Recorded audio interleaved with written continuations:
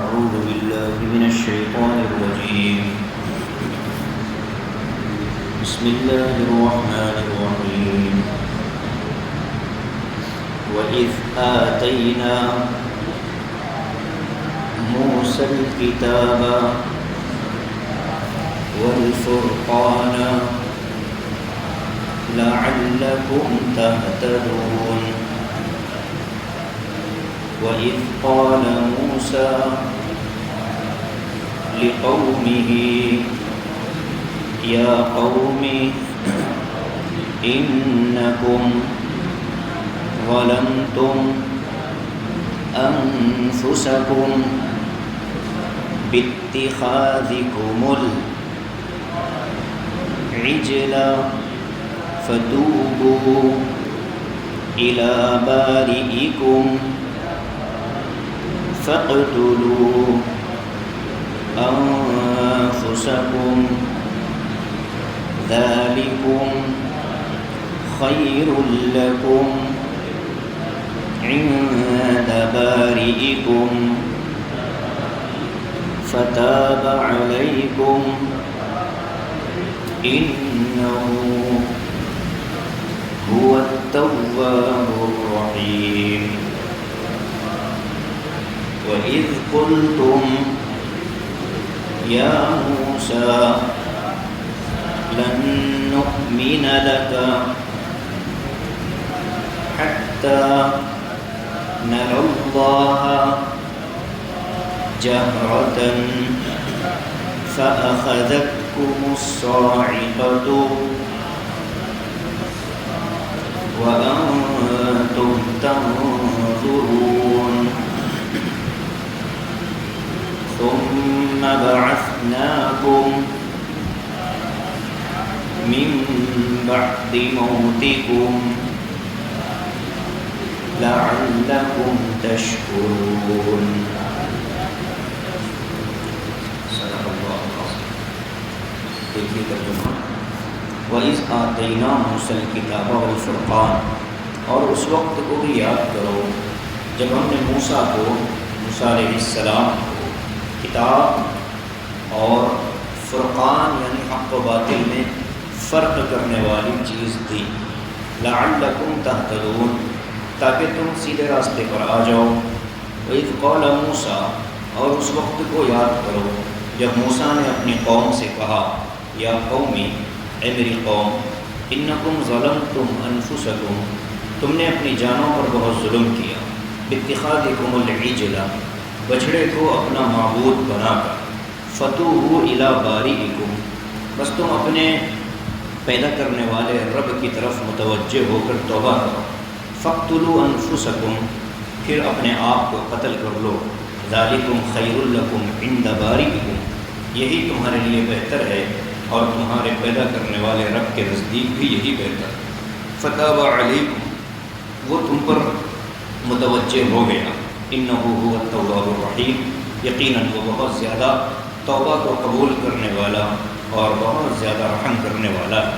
وَإِذْ قُلْتُمْ يَا مُوسَى، اور اس وقت کو یاد کرو جب تم نے کہا اے موسیٰ، لن نؤمن لک، ہم آپ پر ہرگز ایمان نہیں لائیں گے. حتی نری اللہ جہرۃ، یہاں تک کہ ہم اللہ کو اپنی آنکھوں سے علانیہ دیکھ لیں. فأخذتکم الصاعقۃ، تمہاری اس گستاخی پر تم کو ایک بجلی نے پکڑ لیا. وانتم تنظرون، جبکہ تم اپنی آنکھوں سے سب دیکھ رہے تھے. ثم بعثناکم من بعد موتکم، پھر ہم نے تم کو تمہاری موت کے بعد دوبارہ زندہ کیا. لعلکم تشکرون، تاکہ تم شکر گزار بن جاؤ. یہ آیتیں جو ابھی تلاوت کی گئی ہیں 4 آیتیں ہیں، ان میں مضامین کا تسلسل اور سلسلہ وہی ہے جو پچھلے درس میں اور اس سے پہلے والے درس میں شروع ہوا. بات آپ کے بھی ذہن میں ہوگی کہ اس سے پہلے جو آیتیں گزری ہیں ان میں اللہ تبارک و تعالی بنی اسرائیل پر اپنی نعمتوں کا اظہار فرما رہے ہیں. جہاں سے سورہ رکوع شروع ہوا ہے وہیں سے نعمتوں کا بیان شروع ہو گیا. یا بنی اسرائیل اذکروا نعمتی التی انعمت علیکم وانی فضلتکم. تو یہ پہلی نعمت، اس کے بعد دوسری، تیسری، چوتھی. اب 5ویں ایک نعمت اللہ بتلا رہے ہیں. وہ نعمتیں کیا تھی؟ ایک تو فرمایا کہ فرعون اور آل فرعون سے تم کو نجات دی. جو تمہارے مذکر بچوں کو ذبح کرتا تھا اور لڑکیوں کو زندہ چھوڑ دیتا تھا۔ اس کے بعد کہا کہ جب تم دریا میں گزر رہے تھے تو تم نے کہا کہ ہمارے آس پاس کے قبیلے والے ہمیں نظر نہیں آ رہے، تو اللہ تعالیٰ نے دریا کے ان پانی کی دیواروں میں رخنا ڈال کر کے تمہیں نظر آنے کی ایک موقع دیا، تم دیکھ نہ لگے آس پاس کے لوگوں کو۔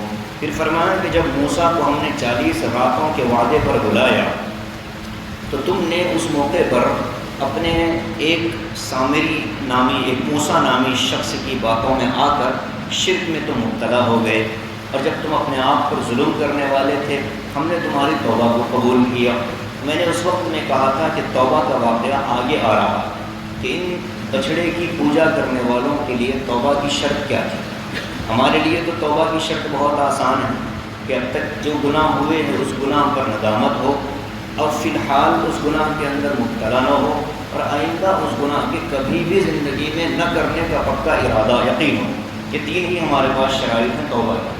ایک تو یہ کہ جس گناہ سے توبہ ہو رہی ہے اس گناہ پر آدمی دل سے شرمندہ ہو، دوسرے یہ کہ فی الحال اس گناہ کے اندر مبتلا نہ ہو، ملوث نہ ہو، اور تیسرے یہ ہے کہ آئندہ کبھی اس گناہ کے قریب جانے کا کوئی ارادہ نہ ہو۔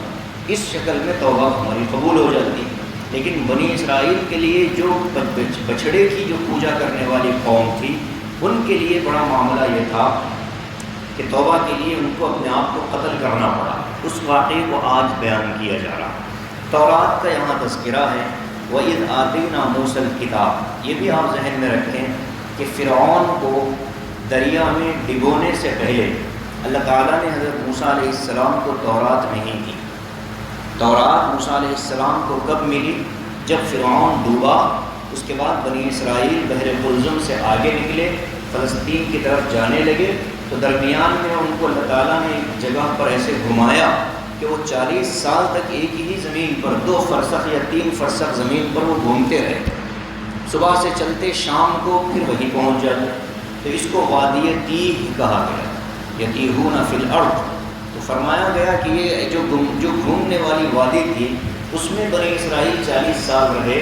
اس 40 سالہ مدت میں موسیٰ علیہ السلام کو تورات ملی۔ اسی لیے مفسرین فرماتے ہیں کہ تورات میں توحید کے مضامین نہیں، بلکہ تورات میں شریعت ہے، احکام ہے زندگی گزارنے کے۔ تورات ایک قانون کی کتاب تھی۔ بنی اسرائیل نے درخواست کی تھی کہ اب تک تو ہم فرعون کے زیر خطاب تھے، وہ بادشاہ تھا، ہم رعایا تھے، اس کی حکومت کے قوانین پر ہم زندگی گزارتے تھے، توحید کے عالم بردار تھے، لیکن زندگی گزارنے کے لیے فرعون کے قوانین چاہیے تھے۔ اب چونکہ فرعون بھی ڈوبا، اس کی سلطنت بھی ختم ہو گئی، ہمیں ایک نئی شریعت، ایک نیا قانون زندگی گزارنے کا ہمیں دیا جائے۔ یہ درخواست بنی اسرائیل نے موسیٰ علیہ السلام سے کی، تو موسیٰ علیہ السلام نے اللہ سے دعا مانگی، اے اللہ میری قوم کو جو بنی اسرائیل ہے زندگی گزارنے کا کوئی طریقہ اور ڈھنگ بتایا جائے۔ تو اللہ تعالیٰ نے پھر بلایا کہ آ جاؤ 40 راتوں کے لیے اعتکاف کر لو، اور پھر اس کے نتیجے میں ہم تمہیں دے دیں گے۔ 30 دن کا اعتکاف پہلے بلایا تھا، لیکن مسواک کرنے کی وجہ سے دوبارہ 10 دن اور بڑھانے پڑے اللہ تعالیٰ کو، کہ کہا کہ نہیں اب 10 دن اور روزہ رکھ کر کے تم آ جانا۔ عجیب بات یہ ہے کہ ہم جن دنوں میں یہ مضامین پڑھ رہے ہیں، یہ وہی دن اور یہ وہی تاریخیں ہیں، یہ وہی ایام ہیں کہ ان دنوں میں موسیٰ علیہ السلام اعتکاف کی حالت میں تھے۔ ذی الحج کی 10 تاریخ کو موسیٰ علیہ السلام نے روزہ نہیں رکھا، اس دن اللہ تبارک و تعالیٰ نے ظہر کی نماز کے وقت میں ان کو تورات عطا فرمائی۔ تو یہ جو ایام ذی القعدہ کا پورا مہینہ اور ذی الحج کے شروع کی 10 راتیں، یہ موسیٰ علیہ السلام کی عبادت کے ایام ہیں۔ تو اس امت میں بھی اس کو برقرار رکھا گیا، فرمایا گیا کہ ان دنوں میں کثرت سے عبادت کا اہتمام کیا جائے۔ تو موسیٰ علیہ السلام کو جو کتاب ملی تورات، اس کے مضامین کیا تھے؟ اس کے مضامین تھے زندگی گزارنے کے طریقے، حرام کیا ہے، حلال کیا ہے، جائز کیا ہے، ناجائز کیا ہے۔ اور اس میں بھی بڑا عجیب یہ تھا کہ بنی اسرائیل کے ساتھ اللہ کا معاملہ یہ تھا کہ بنی اسرائیل اگر کوئی گناہ کرتے تو ان کا ایک حکم ختم ہو جاتا، جائز چیز ان کے لیے ناجائز کر دی جاتی۔ جیسے ان کے لیے اونٹ کا گوشت منع تھا، اور اسی طریقے سے ہفتے کے دن ان کے لیے مچھلی کا شکار اور مچھلی کا کھانا منع تھا، یہ چیزیں منع تھی ان کے لیے۔ تو یہ چیزیں ان کے بعض گناہوں کی وجہ سے منع کی گئی۔ شریعت محمدیہ میں اب کوئی چیز حرام نہیں ہو سکتی، اب کوئی پرانی چیز حلال نہیں ہو سکتی۔ جتنی حرام چیزیں تھیں اللہ نے بیان کر دی، جتنی حلال چیزیں تھیں اللہ نے بیان کر دی۔ اب کوئی رد و بدل نہیں ہو سکتا۔ بس انسان سوچے کہ میں جو کر رہا ہوں یہ حرام ہے کہ حلال ہے، یہ دلائل موجود ہیں۔ تو بنی اسرائیل کے ساتھ معاملہ یہ تھا کہ ان کے بعض احکام ان کے بعض گناہوں کی وجہ سے ختم ہو جاتے تھے، بعض گناہوں کی وجہ سے ان کے حلال چیزیں ان کے لیے حرام ہو جایا کرتی تھیں۔ تو جیسے ان کے لیے نماز مسجد کے علاوہ کسی اور جگہ پڑھنا جائز نہیں تھا بنی اسرائیل کے لیے، لیکن امت محمدیہ کو اجازت ملی۔ آقا نے فرمایا جعلت لی الارض مسجدا، کہ مجھے جو 6 چیزیں اللہ تعالیٰ نے دیگر نبیوں کے مقابلے میں امتیازی طور پر دی ہیں، اس میں سے ایک یہ ہے کہ میرے لیے پوری زمین کو اللہ تعالیٰ نے مسجد بنا دیا۔ یعنی کہیں بھی آدمی ہو، سفر میں ہو، حضر میں ہو، بیمار ہو، تو وہ کہیں بھی ہو، نماز کا وقت آئے تو نماز پڑھ سکتا ہے۔ لیکن بنی اسرائیل کے لیے ایسا نہیں تھا، ان کے لیے لازم تھا کہ وہ مسجد میں آئیں اور نماز پڑھیں۔ ان کے لیے زکوٰۃ کے معاملات کیا تھے؟ ہمارے لیے تو 100 روپے میں 2.5 روپے ہمیں زکوٰۃ نکالنی ہے، بنی اسرائیل کو حکم تھا کہ 100 روپے میں 25 روپے زکوٰۃ نکالنی ہے۔ اللہ تعالیٰ نے ہمیں سہولت دی۔ بنی اسرائیل کا حال یہ تھا کہ ان کے لیے جو روزے تھے، اگر رات کو کوئی آدمی روزے میں سو جاتا تو رات کو سونے سے پہلے کھانے کی اجازت تھی۔ جب رات کو وہ سو گیا، اب رات پوری اور دوسرا دن اس کو کھانے کی اجازت نہیں تھی۔ لیکن ہمیں اللہ نے کہا کہ رات کو سو جاؤ، سحر کے وقت میں اٹھ کر کچھ کھا پی لو، یہ سنت ہے، اس پر بھی ثواب دوں گا، اور پھر دن بھر روزے کی حالت میں رہو۔ تو یہ سہولتیں اللہ تبارک و تعالیٰ نے جو ہمیں دی، بنی اسرائیل کو یہ حاصل نہیں تھی۔ تو ایک تو ان کو جو کتاب ملی وہ تورات تھی، پتھر کی یا لوہے کی تختیوں پر لکھی ہوئی ملی، اس میں قوانین تھے، احکام تھے۔ موسیٰ علیہ السلام کو دوسری چیز جو یہاں ذکر کی گئی والفرقان، فرقان کہتے ہیں حق اور باطل کے درمیان میں فرق کرنے والی چیز۔ تو بعض مفسرین فرماتے ہیں کہ یہاں مراد معجزے ہیں جو موسیٰ علیہ السلام کو دیے گئے تھے۔ عصے کا معجزہ کہ آپ نے لاٹھی ماری اور دریا نے راستہ دے دیا، یہ جو معجزات ہیں یہ بھی اللہ کی طرف سے آئے ہوئے ہیں۔ تو ایک تو اس کو بیان کیا کہ ہم نے تم کو تورات دی، تورات کا ملنا یہ ایک انعام ہے۔ آگے فرمایا وَإِذْ قَالَ مُوسَىٰ لِقَوْمِهِ يَا قَوْمِ، فرمایا کہ جب موسیٰ نے اپنی قوم سے کہا اے میری قوم، اِنَّكُمْ ظَلَمْتُمْ أَنفُسَكُمْ بِاتِّخَاذِكُمُ الْعِجْلَ، تم نے بچھڑے کو معبود بنا کر اپنے آپ پر ظلم کیا۔ سوال پیدا ہوتا ہے کہ موسیٰ علیہ السلام کے کوہ طور پر جانے کی وجہ سے بچھڑے کی پرستش میں مبتلا پوری بنی اسرائیل کی قوم تو نہیں ہوئی، کچھ لوگ ہوئے تھے، کچھ تو باقی تھے جو حضرت ہارون علیہ السلام کے ساتھ تھے۔ تو یہ کیوں کہا جا رہا ہے کہ اے میری قوم تم نے یہ کام کیا؟ تو اس کا مطلب یہ ہے کہ قرآن کریم کا یہ ایک اسلوب ہے، یہ ایک انداز ہے کہ یہاں قوم کہہ کر موسیٰ علیہ السلام نے ہم قبیلہ ہونے کو مراد لیا۔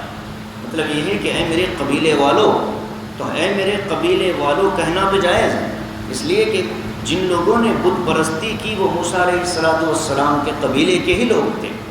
پوری قوم نے اگرچہ نہیں کیا، لیکن کچھ لوگوں کو اے میری قوم کہہ کر حضرت موسیٰ نے مخاطب کیا۔ اِنَّكُمْ ظَلَمْتُمْ أَنفُسَكُمْ بِاتِّخَاذِكُمُ الْعِجْلَ، گزشتہ درس میں نے وہ سارا واقعہ سنایا تھا کہ بچڑا کیسے بنایا گیا، وہ زیورات ان کو کہاں سے ملے، اور اس بچڑے کے بنانے کا خیال اس سامری کو کہاں سے آیا، اور پھر اس نے کیا ٹیکنیک کے ذریعے سے اس میں جان ڈالنے کی کوشش کی۔ وہ مٹی جو اس نے جبرائیل کے گھوڑے کے نیچے سے اٹھائی تھی، وہ سارا واقعہ آپ لوگوں نے گزشتہ درس میں سن لیا ہے۔ اب اس کی سزا کیا تھی؟ اللہ کے نبی حضرت موسیٰ کو حکم ہوا کہ اپنی قوم سے کہو کہ اگر اپنے اس عمل سے، چونکہ حضرت موسیٰ نے اس بچڑے کو جلا دیا، لوگوں کے سامنے اس کو جلا کر اس کی راکھ بتائی تھی لوگوں کو کہ دیکھو یہ معبود اگر ہوتا تو یہ میرے ہاتھوں سے جل نہیں پاتا، میں نے اس کو جلا کر پانی میں بہا دیا، یہ معبود وابود کچھ نہیں ہے۔ تو اس کے بعد فرمایا کہ اللہ یہ توبہ کریں گے۔ تو قوم کو موسیٰ علیہ السلام نے پہلے تو سمجھایا کہ دیکھو شرک بت پرستی بہت سخت گناہ ہے، تم توبہ کر لو۔ تو قوم کو بھی احساس ہوا کہ ہاں ہم سے غلطی ہوئی، تو ہم توبہ کرنا چاہتے ہیں۔ اللہ نے موسیٰ نے اللہ سے پوچھا اے ہمارے پروردگار، توبہ کی شکل کیا ہے؟ تو فرمایا کہ ایک تو زبان سے کہو کہ ہماری توبہ، دوسرے جن لوگوں نے بت پرستی کی ان لوگوں کو وہ لوگ قتل کر دیں جنہوں نے بت پرستی نہیں کی۔ تو بت پرستی کرنے والوں کی تعداد 70,000 اور بت پرستی سے بچنے والوں کی تعداد 12,000 جو حضرت ہارون کے ساتھ تھے۔ کیوں؟ اس لیے کہ بنی اسرائیل جس وقت فرعون کے ظلم سے نجات پا کر کے نکلے اس وقت ان کی تعداد تھی تقریباً 1,00,000 کے قریب بنی اسرائیل تھے، وہ نکلے تھے۔ اس میں سے موسیٰ علیہ السلام کے جانے کے بعد 70,000 کے قریب گمراہ ہو گئے، اور بقیہ جو تھے 12,000 وہ توحید پر قائم رہے۔ تو اب جو توحید پر قائم رہے ان کو حکم دیا گیا کہ تم اب ان کی گردنیں اڑاؤ۔ ان کو حکم دیا کہ اپنے ہتھیار، اپنا زیور، اپنا زرہ، اپنی خول، ساری چیزیں اپنے گھر میں رکھو، گھر کے دروازوں پر بیٹھ جاؤ، 2 زانوں بیٹھنا، اپنی ران اپنے پیٹ سے لگائے بیٹھنا اور باندھ لینا اپنے آپ کو، کسی کے ذریعے سے بندھوا لینا، نہ ہاتھ ہلانے کی اجازت ہے نہ حرکت کرنے کی اجازت ہے، بس سر ایسے باہر کی طرف نکال کر بیٹھو، ہمارا مومن بندہ آئے گا وہ تمہاری گردن اڑائے گا۔ دن کا وقت تھا، موسیٰ علیہ السلام نے قوم کو سمجھا دیا کہ دیکھو توبہ تمہاری اسی شکل میں قبول ہوگی، اور اگر خدا نخواستہ مارنے والے کی طرف تم نے دیکھا اور مارنے والے سے تم نے کوئی بات کی، مارنے والے سے اگر تم نے درخواست کی یا حرکت کی تو تمہاری توبہ قبول نہیں ہوگی، تم کو ہمیشہ کے لیے لعنت زدہ قرار دیا جائے۔ یہ حکم آیا تو سب لوگ مان گئے۔ موسیٰ علیہ السلام کی قوم نے جب تلواریں لے کر 12,000 افراد حضرت ہارون علیہ السلام کی سربراہی میں نکلے تو پہلی مرتبہ جب تلوار اٹھی تو مارنے والا غالباً باپ تھا اور جس کو مارا جا رہا تھا وہ بیٹا۔ تو جیسے ہی اس نے تلوار اٹھائی تو کپی تاری ہوئی اور تلوار اس کے ہاتھ سے چھوٹی۔ تو موسیٰ علیہ السلام کے پاس آئے اور کہا کہ دل نہیں چاہتا کہ یہ ہمارے ہی اپنے گھر کے لوگ ہیں، یہ ہمارے ہی خون ہیں، یہ ہمارے رشتہ دار ہیں، ہم کیسے ان کو قتل کریں۔ موسیٰ علیہ السلام نے پھر دعا مانگی ہے اللہ کیا معاملے کا حل۔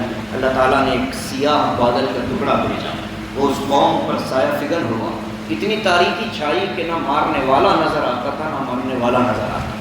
تاریکی کے اندر ذبح ہوتے گئے لوگ، مرتے گئے۔ عورتوں نے آ کر کہا کہ موسیٰ اتنا زیادہ خون خرابہ، اور موسیٰ علیہ السلام کے بارے میں آتا ہے تفسیر روح البیان میں لکھا ہے، اور حضرت تفسیر مظہری کے اندر قاضی ثناء اللہ صاحب پانی پتی رحمۃ اللہ علیہ نے بھی لکھا، اس کو نقل کیا ہے کہ موسیٰ علیہ السلام زار و قطار رونے لگے اللہ کے دربار، اے میرے پروردگار 12,000 کی زندہ بچیں گے، بقیہ سارے ختم ہو جائیں، اللہ رحم فرما۔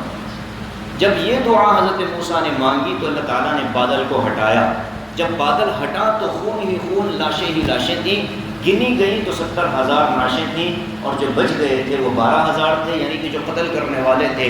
اللہ نے فرمایا کہ میں نے سب کو جنت پہنچا دیا ہے، یہ مرنے والے جو توبہ کے لیے مر رہے ہیں یہ سارے کے سارے جنتی ہیں، دنیا میں ان کی سزا ختم ہو گئی، اب یہ توبہ کر کے پورے ایمان کی حالت میں یہ دنیا سے گئے۔ تو ایک تسلی دی گویا کہ اللہ تبارک و تعالیٰ نے ان کے رشتہ داروں کو کہ دیکھو اس دنیا کی ظاہری سزا کو ان لوگوں نے برداشت کر لیا اور آخرت کی ہمیشہ کی سزا سے اللہ نے ان کو بچا لیا۔ تو یہ بھی چونکہ اللہ کا انعام ہے کہ دنیا کی سزا دے کر آخرت کی سزا سے بچا رہا ہے، اسی لیے اس پورے واقعے کو اللہ نے نعمتوں کی فہرست میں بیان فرمایا۔ ورنہ یہ سوال ہو سکتا تھا کہ قتل کروا کر کہاں نعمت کی اللہ نے، تو اس کی تشریح یہ ہے کہ اللہ نے دنیا میں اللہ نے سزا دے کر آخرت کی دائمی اور ہمیشہ کی سزا سے محفوظ کر دیا ہے۔ اسی آیت کو بنیاد بنایا جاتا ہے اور مرتد کے قتل کے لیے اسی آیت کو دلیل مانا جاتا ہے۔ کوئی آدمی ایمان لانے کے بعد اگر ایمان سے نکل جائے، مرتد ہو جائے، تو اس کی سزا کیا ہے؟ شریعت موسوی میں بھی اس کی سزا قتل تھی، شریعت محمدیہ میں بھی اس کی سزا قتل ہے۔ لوگ سوال کرتے ہیں حضور پاک صلی اللہ علیہ وسلم کی رحمت للعالمین ہونے کی صفت پر کہ حضور رحمت للعالمین ہیں، تو حضور کے رحمت للعالمین ہونے کا تقاضا یہ ہے کہ آپ گناہگاروں پر رحم نہ کریں۔ ظاہر ہے کہ یہ نبی کی شان نہیں ہے۔ نبی علیہ السلام کی زندگی کے دو پہلو، آپ نے بحیثیت حاکم آپ نے دنیا کو ایک پیغام دیا اور بحیثیت سپہ سالار آپ نے دنیا کو ایک پیغام دیا کہ حاکم کیسے ہوتا ہے، سپہ سالار کیسے ہوتا ہے۔ جنگ کے اندر بھی آپ نے صحابہ سے کہا کہ ہلّا بولو اور اسلام اللہ کے دشمنوں کا خاتمہ کرو، صفایا کرو۔ یہ بھی اللہ کے نبی کی زندگی کا ایک واقعہ، اور یہ بھی حضور پاک صلی اللہ علیہ وسلم کی زندگی میں ملتا ہے کہ آپ نے امیہ ابن خلف کو نیزہ مارا، وہ نیزہ اس کے یہاں لگا اور اسی سے اس کی وہ موت ہو گئی۔ تو زندگی میں جو ایک شخص حضور پاک صلی اللہ علیہ وسلم کے ہاتھوں سے جہنم نصیب ہوا، اس کا نام امیہ ابن خلف ہے۔ تو اللہ کے نبی نے عرینہ قبیلے والوں کو کیا کہا؟ وہ عرینہ قبیلے والے آئے تھے اللہ کے نبی کے پاس کہ ہم ایمان قبول کرتے ہیں۔ حضور نے فرمایا کہ ٹھیک ہے، ایمان میں آ جاؤ۔ وہ مسجد میں رہنے لگے، اس کے بعد ان کے پیٹ پھولنے لگے، آب و ہوا کی تبدیلی کی وجہ سے ان کے پیٹ خراب ہوئے۔ تو حضور پاک صلی اللہ علیہ وسلم نے کہا کہ جاؤ مدینے سے دور، وہ جو ہمارے اونٹ صدقے میں آئے ہوئے چر رہے ہیں، ان اونٹوں کے ساتھ رہو، ان اونٹوں کا دودھ بھی پینا اور ان اونٹوں کا پیشاب بھی پینا، اس لیے کہ تمہاری بیماری کا علاج اللہ نے یہاں رکھا ہے۔ اب اس پر بہت لمبی تفصیلی بحثیں ہیں کہ حضور نے کیوں اجازت دی پیشاب کے پینے کی، تو وہ حضور کو بتایا گیا تھا، وحی کے ذریعے حضور کو اطلاع دی گئی تھی کہ ان کی بیماری کا علاج یہی ہے۔ آج اجازت نہیں ہے اونٹ کے پیشاب کے پینے کی، وہ ایک خاص واقعہ تھا، خاص موقع پر خاص لوگوں کے لیے حضور نے اجازت دی۔ لیکن ان کم بختوں نے کیا کیا؟ انہوں نے خوب دودھ پیا، موٹے تازہ ہو گئے، فروا صحت مند ہو گئے، تو اب ان کو شیطان نے بھٹکایا۔ اونٹوں کو دیکھ کر اونٹوں کی خوبصورتی کو، اونٹ ایک مالدار چیز ہوتی ہے، اونٹ ایک مال ایسا مال ہے کہ جو مالداروں کی پہچان ہوتا ہے۔ جیسے آج کسی کے ہاں 4-5 کاریں پڑی ہوں تو اس کو سماج میں مالدار سمجھا جاتا ہے، اس زمانے میں کسی کے پاس اونٹ زیادہ ہوتے تو اس کو مالدار سمجھا جاتا تھا۔ تو جو اونٹ ان لوگوں نے دیکھے تو ان کی نیت بگڑی، ایمان تو ایسے ہی جھوٹ موٹ کا لائے تھے، ان لوگوں نے ایمان لانے کے باوجود اب کفر کیا، اور اللہ کے نبی علیہ السلام کے طرف سے ان کو جہاں رکھا گیا تھا، وہاں جو چرواہا اونٹوں کی نگرانی پر مامور تھا، اس چرواہے کو قتل کیا، اور اس کے بعد وہ صدقے کے اونٹ چوری کر کے وہ مدینے سے بھاگے۔ اللہ کے نبی کو اطلاع ملی، آقا علیہ السلام نے حضرت علی، حضرت زبیر، حضرت قتادہ کو بھیجا کہ ان کو پکڑ کے لایا جائے۔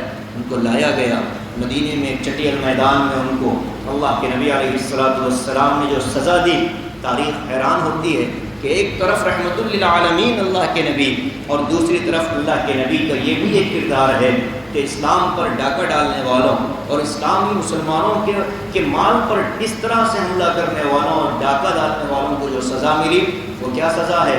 ان کے ایک ہاتھ ایک پیر کو کاٹ دیا گیا، ایک طرف کا ہاتھ کاٹا گیا، ایک طرف کا پیر کاٹا گیا، لوہے کی سلاخیں گرم کر کے ان کی آنکھیں نکالی گئیں زندہ ہونے کی حالت میں، اور پھر اسی چٹیل میدان میں ان کو مرنے کے لیے چھوڑ دیا گیا۔ یہ واقعہ بخاری شریف میں صحیح ترین سند کے ساتھ موجود ہے۔ یہ اللہ کے نبی علیہ السلام کے حکم پر ہو، اور قرآن کریم نے پھر اس کو ثابت بھی کر دیا۔ سورہ مائدہ میں اللہ نے فرمایا انما جزاء الذین یحاربون اللہ ورسولہ ویسعون فی الارض فسادا ان تقطع ایدیہم وارجلہم من خلاف، کہ ان کے ہاتھ اور ان کے پیر الگ الگ جگہوں سے کاٹے جائیں گے، اور یصلبوا، یا ان کو سولی پر چڑھا دیا جائے گا۔ تو یہ تو قرآن نے پھر اللہ کے نبی کے اس عمل پر مہر تصدیق کر دی، اور آج بھی دنیا میں اسلامی حکومت جہاں قائم ہوتی ہے، ڈاکہ ڈالنے والوں کو یہی سزا دی جاتی ہے۔ تو یہ اسلامی سزائیں ہیں، دیکھنے میں دنیا کے اندر اگرچہ تکلیف لگتی ہے، لیکن آخرت کے اندر توبہ قبول ہونے کا ذریعہ ہوتی ہے۔ جتنے لوگوں کو دنیا میں مسلمان ہونے کے ناطے سزا دی گئی، نبی کی طرف سے ہو یا صحابہ کی طرف سے ہو، جیسے حضرت عمر نے شراب پینے والے کو 80 کوڑے مارے، اور کسی عورت پر یوں کہیے کہ بد چلنی کا الزام لگا دیا کسی نے کہ یہ عورت بد چلن ہے، یہ عورت غلط ہے، تو اگر اس نے اپنے اس الزام پر 4 گواہ پیش نہ کیے ہوں تو ایسے آدمی کو بھی چوراہے پر کھڑا کر کے 80 کوڑے لگائے جائیں گے۔ نہ صرف یہ کہ کوڑے لگائے جائیں گے بلکہ اس کی گواہی کسی بھی معاملے میں قبول نہیں کی جائے گی۔ ایسا شخص کسی کے نکاح میں گواہ نہیں بن سکتا۔ ایسا شخص کسی جگہ آ کر چاند کی گواہی دے تو قاضی کہتا ہے کہ تجھے تو حد قذف لگی ہے، تجھے تو جھوٹ بولنے کے کوڑے پڑے ہیں، تیری گواہی ہمارے ہاں معتبر نہیں ہوگی۔ اس لیے کہ ایک عزت پر انگلی اٹھانا اتنا آسان نہیں ہوتا، اس کو اپنے لیے بھی بہت ساری چیزیں برداشت کرنی پڑتی ہیں۔ غرض یہ کہ دنیا کی جو سزائیں ہیں، چاہے شریعت موسوی میں ہو، شریعت محمدیہ میں ہو، ان سزاؤں کا دنیا میں اگرچہ تھوڑا تکلیف محسوس ہوتی ہے تھوڑی سی، لیکن آخرت کے اعتبار سے یہ توبہ کا اور کامیابی کا سبب بنتی ہے۔ البتہ جو واقعہ میں نے حریہ والوں کا سنایا، یہ تو اسی کفر کی حالت میں مرے تھے، انہوں نے ایمان بعد میں بھی قبول نہیں کیا۔ تو اس آیت کو بنیاد بنا کر مفسرین فرماتے ہیں کہ اسلام میں جو مرتد کے قتل کی سزا ہے وہ فَاقْتُلُوا أَنفُسَكُمْ ہی سے ثابت ہے۔ فرمایا موسیٰ علیہ السلام نے کہ اپنے آپ کو قتل کرو، مطلب یہ ہے کہ اپنے رشتہ داروں کو قتل کرو۔ جن لوگوں نے کفر کیا، مرتد ہو گئے، بت پرستی کی، ان کے رشتہ دار ہی، ان کے قبیلے کے لوگ ہی ان کو قتل گئے۔ یہاں ایک مفسر نے بڑا عجیب نقطہ لکھا ہے، مجھے دل کو بڑا لگا، میں اس کو نقل کر دیتا ہوں۔ انہوں نے لکھا کہ جو جماعتیں اور تنظیمیں اور ملی کاز اور ملت کے فائدے کی خاطر ایک مخصوص نظریے، ایک مخصوص سوچ اور فکر کو لے کر کچھ افراد جمع ہوتے ہیں، ایک تنظیم کی بنیاد ڈالتے ہیں۔ ایک نظریہ ہوتا ہے، ایک سوچ ہوتی ہے، ایک فکر ہوتی ہے کہ ہم اس نظریے پر قائم رہیں گے، اس تنظیم کو قائم رکھیں گے۔ لیکن کچھ دنوں کے بعد لوگ نظریے سے ہٹ جاتے ہیں، اپنی چودراہٹ اور اپنے نام کے پیچھے بھاگ جاتے ہیں۔ نتیجہ یہ ہوتا ہے کہ فکر اور سوچ تو اپنی ڈگر پر قائم ہے، لیکن یہ جو اپنے نام کی اور اپنی چودراہٹ کا جو معاملہ آتا ہے تو پھر ان لوگوں کے بارے میں لکھا انہوں نے کہ تنظیم کے برقرار رکھنے کے لیے، تنظیم کو باقی رکھنے کے لیے اور بچانے کے لیے اور اس نظریے کو زندہ رکھنے کے لیے ایسے لوگوں کو تنظیم سے کاٹنا ضروری ہو جاتا ہے جو تنظیم کا نام تو لیتے ہیں لیکن تنظیم کے نظریے اور فکر کی مخالفت کرتے ہیں، ساتھ رہتے ہیں لیکن اجتماعی اور اتفاقی فیصلوں کی مخالف ہوتے ہیں۔ تو ایسے افراد کو تنظیم سے اگر نہ کاٹا جائے تو پھر وہ ایک کینسر کا پھوڑا بن کر پوری تنظیم کا ناش پیٹ دیتا ہے اور پوری تنظیم تباہ و برباد ہو جاتی ہے۔ ہزاروں کروڑوں تنظیمیں مسلمانوں میں قائم ہوئیں لیکن محض اس ایک گندگی کی وجہ سے تنظیمیں دفن ہوتی چلی جاتی ہیں۔ تو انہوں نے اس واقعے سے ثابت کیا کہ جیسے موسیٰ علیہ السلام کی قوم میں کچھ لوگوں نے غلطی کی تو ان کو قوم سے کاٹ دیا گیا، دنیا ہی سے ان کو بھیج دیا گیا تاکہ جو دوسرے افراد ہیں وہ اس فکر پر، اس نظریے پر برقرار رہیں، جمے رہیں۔ فرمایا فتوبوا الی بارئکم، اللہ تعالیٰ کی ایک صفت یہاں آئی ہے باری، اللہ کی ایک صفت ہے باری۔ باری کسے کہتے ہیں؟ باری تقریباً وہی معنی رکھتا ہے جو خالق کا معنی، پیدا کرنے والے کو خالق بھی کہتے ہیں، پیدا کرنے والے کو باری بھی کہتے ہیں، لیکن ہلکا سا فرق یہ ہے، خالق کہتے ہیں نمونے کے ساتھ پیدا کرنے والے کو اور باری کہتے ہیں بغیر نمونے کے پیدا کرنے والے۔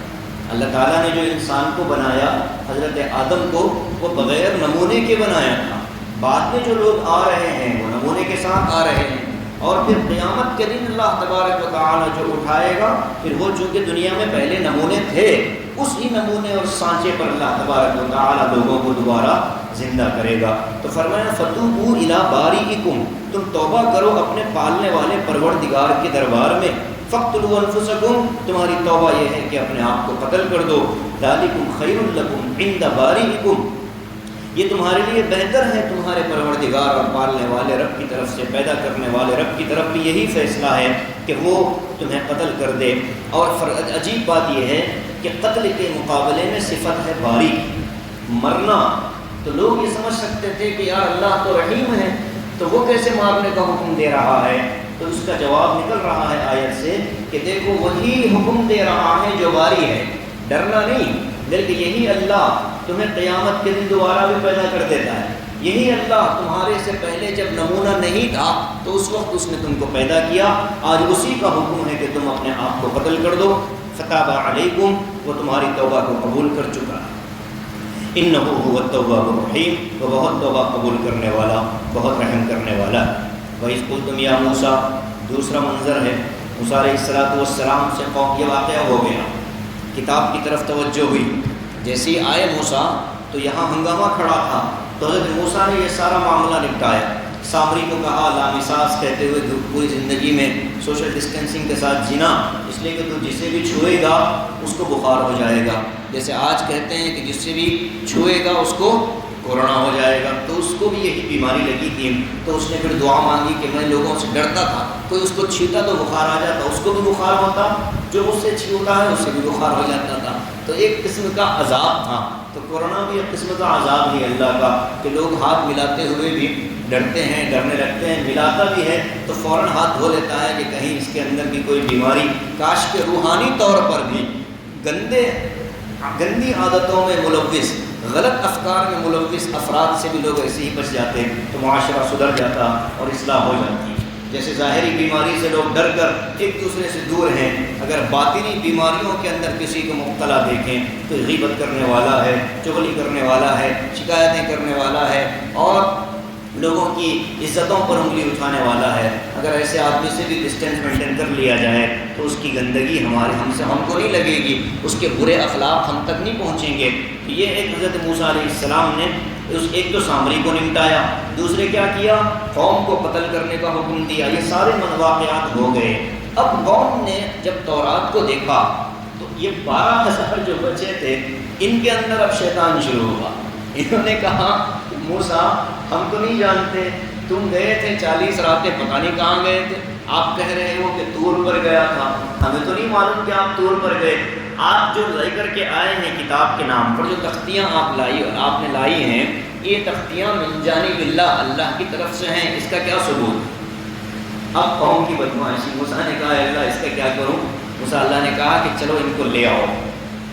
انہوں نے کہا کہ جب اللہ کہے گا کہ ہاں یہ کتاب میں نے دی تو ہم مان لیں گے، یہی بڑی گستاخی ہے، نبی سے دلیل مانگنا یہ گستاخی ہے، نبی سے دلیل مانگنا ایمان لانے کے بعد، ایمان لانے سے پہلے تو ٹھیک ہے، لیکن ایمان کے قبول کرنے کے بعد نبی سے یہ سوال کرنا کہ بھئی آپ نے یہ بات کہاں سے کہی، یہ جائز نہیں ہے، گستاخی ہے۔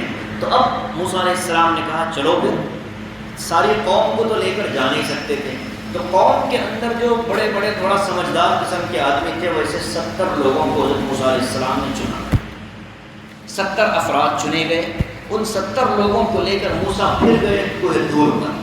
جب کوہ طور پر پہنچے تو وہاں ایک بہت بڑا نور کا ستون نظر آیا اور پھر آواز آئی، وہ آواز کیا رہی، میں اللہ ہوں، میرے علاوہ کسی کی پرستش مت کرو، میں نے موسیٰ کو نبی بنایا ہے اور یہ کتاب جو تورات یہ تمہارے پاس لے کر کے آئے ہیں یہ میری اپنی کتاب ہے۔ جب یہ بات ان لوگوں نے سن لی، ان کا دعویٰ پورا ہو گیا، ان کا جو مطالبہ تھا پورا ہو گیا۔ عقل مندی تو یہ تھی کہ جیسے ہی آواز کان میں پڑتی واپس آ جاتے ہیں، لیکن شیطان نے کہا یہ تو ٹھیک ہے آواز سن لی، لیکن یہ کیا گارنٹی کہ اللہ میاں بول رہا تھا۔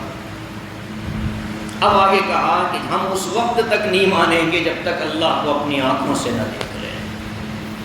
ان لوگوں نے کہا ہم اس وقت تک وَإِذْ قُلْتُمْ يَا مُوسَىٰ لَن نُؤْمِنَ لَكَ، اے موسیٰ، جب کہا ان لوگوں نے کہ اے موسیٰ ہم ہرگز تجھ پر ایمان نہیں لائیں گے حَتَّىٰ نَرَى اللَّهَ جَهْرَةً، یہاں تک کہ ہم اللہ کو جہرتاً، اعلانیہ ظاہر طور پر نہ دیکھ لیں گے۔ اب آیا جلال رب العالمین، اب اللہ کو آیا جلال، اور جلال بھی کس درجے کا آیا کہ ایک بجلی کوندی، بجلی کڑکی، اور بجلی کی کڑک سے یہ 70 کے 70 مر گئے۔ فَأَخَذَتْكُمُ الصَّاعِقَةُ، بجلی کی کڑک آئی 70 مر گئے۔ اب جیسے ہی مرے موسیٰ علیہ السلام نے سر پکڑ لیا، اے مولا میری قوم تو ویسے ہی مجھ سے بدگمان، کتاب لے کر کے گیا تو سوال قائم کیا کہ یہ کہاں سے لائے بتاؤ، ان کو بتلانے کے لیے لایا تو ان کی بدتمیزی کی وجہ سے آپ نے ان کا کام تمام کر دیا۔ اب میں قوم میں واپس جاؤں گا تو قوم تو مجھے کہے گی کہ تو نے ان 70 کو پی لیا، ختم کر دیا، کیا جواب دوں گا؟ اے اللہ مجھے معاف کر دے، مجھے قوم کو معاف کر دے، بس ان کو ایک مرتبہ زندہ کر دیجیے۔ موسیٰ نے دعا مانگی، اے اللہ بس ان کو زندہ کر دیجئے، قوم میں پہنچا دو، پھر آپ کے بندے آپ دیکھ لیں۔ اب چونکہ میں اپنی ذمہ داری پر ان کو لے کر کے آیا ہوں، یہاں اگر ان کے ساتھ کچھ بھی ہوا، ایک بھی بندہ کم ہوا تو پھر میرے ہی سر پر ڈالیں گے کہ تو نے لے جا کر پتہ نہیں کہاں کیا کر دیا۔ اللہ کو بھی رحم آیا، اللہ نے پھر ان کو زندہ کیا پورا ایک دن، اور عجیب زندہ کیا، ایک ساتھ مارا تھا لیکن ایک ساتھ اٹھایا نہیں۔ پہلے ایک کو زندہ کیا، جب وہ اٹھا دیکھا تو دوسرا اٹھ رہا، جب دونوں نے دیکھا تو تیسرا اٹھ رہا، ان کو لگا کہ ہم مر گئے تھے اور دوبارہ زندہ ہو رہے ہیں۔ اس پورے منظر کو ذہن میں رکھ کر یہ ترجمہ دیکھیں، وَإِذْ قُلْتُمْ يَا مُوسَىٰ لَن نُؤْمِنَ لَكَ حَتَّىٰ نَرَى اللَّهَ، اور اس وقت کو یاد کرو جب تم نے کہا کہ اے موسیٰ ہم ہرگز تم پر ایمان نہیں لائیں گے یہاں تک کہ ہم اللہ کو اپنی آنکھوں سے دیکھ لیں۔ فَأَخَذَتْكُمُ الصَّاعِقَةُ، تو تمہیں ایک بجلی نے پکڑ لیا، وَأَنْتُمْ تَنظُرُونَ، اور تم اپنی آنکھوں سے دیکھ رہے تھے سارا منظر۔ ثُمَّ بَعَثْنَاكُم مِّن بَعْدِ مَوْتِكُمْ، پھر ہم نے تم کو تمہاری موت کے بعد دوبارہ اٹھایا، لَعَلَّكُمْ تَشْكُرُونَ، تاکہ آئندہ کی زندگی اللہ کی شکر گزاری میں تم گزارتے ہو۔ تو یہ دو تین مناظر اور واقعات تھے جو بنی اسرائیل کے لوگوں پر آئے تھے۔ تو موسیٰ علیہ السلام نے پھر ان لوگوں کو لے کر قوم میں آ کر ان لوگوں نے اب کہا کہ ہاں اللہ کی کتاب ہے، مانو۔ اب یہاں یہ سلسلہ چل رہا تھا، آگے ان کی ایک اور شرارت کا بیان ہے، من اور سلوہ کا تذکرہ، وہ انشاءاللہ اگلے درس میں ہوگا، اور اس کے بعد ان کی جو شرارتیں رہی ہیں یہ سلسلہ چلتا رہے گا، بنی اسرائیل کی بدتمیزیاں، ان کی شرارتیں الگ الگ دور میں جو ان لوگوں نے کیا۔ گویا کہ پورا سورہ بقرہ کا پہلا پارہ کہ بنی اسرائیل ہی کے واقعات پر مشتمل ہے، انہی کا اللہ نے تذکرہ کیا ہے زیادہ تر، کیونکہ یہ مدینے کی صورت ہے، مدینے میں مخاطب یہودی زیادہ تھے، وہاں آباد تھے، تو اللہ نے ان کو ان کے آبا و اجداد پر ہونے والے انعامات یاد دلائے ہیں تاکہ وہ ان کو سن کر سمجھ کر نبی پاک صلی اللہ علیہ وسلم پر ایمان لے آئیں۔ لیکن ایسا ہوا نہیں، بہت کم لوگ تھے جو ایمان میں آئے تھے، لیکن ہمارے لیے بہت زیادہ اس میں پیغام چھپے ہیں۔ ایک پیغام تو یہ ہے کہ دین کا کوئی حکم ہمارے سامنے آئے، شریعت کا کوئی حکم ہمارے سامنے آئے تو ہمیں فوراً آنکھ بن کر کے اس پر عمل کر لینا چاہیے، زیادہ اس میں کنڈیاں نہیں لگانی چاہیے کہ ایسا ہوا تو ایسا، ایسا ہوا تو ایسا۔ تو یہ ایک ہماری عافیت ہے، اور دوسری یہ ہے کہ توبہ کرنے میں تاخیر نہیں کرنی چاہیے۔ اللہ نے بہت کرم کیا اس امت پر، توبہ کی شرائط اتنے سخت نہیں ہیں جتنے ان لوگوں کے لیے تھے، تو ہمیں اس امت میں پیدا ہونے پر اللہ کو شکر ادا کرنا ہے، اور ساتھ ہی ساتھ اللہ کی جو ہمارے ساتھ نرمی کی جو روش ہے اس پر بھی ہم کو اللہ کا شکر ادا کرتے رہنا ہے۔ اور بھی بہت ساری چیزیں اس میں ہیں، انشاءاللہ وقتاً فوقتاً وہ آگے آتی رہیں گی۔ اللہ تبارک و تعالی ہم تمام کو قرآن پاک سے روشنی لینے اور اپنی زندگی کو قرآن کے مطابق ڈھالنے، اور اپنے اخلاق رذیلہ کو اور اعمال سیئہ کو ترک کر کے اچھے اخلاق اور اچھے اعمال کے ساتھ زندگی گزارنے کی توفیق نصیب فرمائے۔ آمین۔ وآخر دعوانا الحمد للہ رب العالمین۔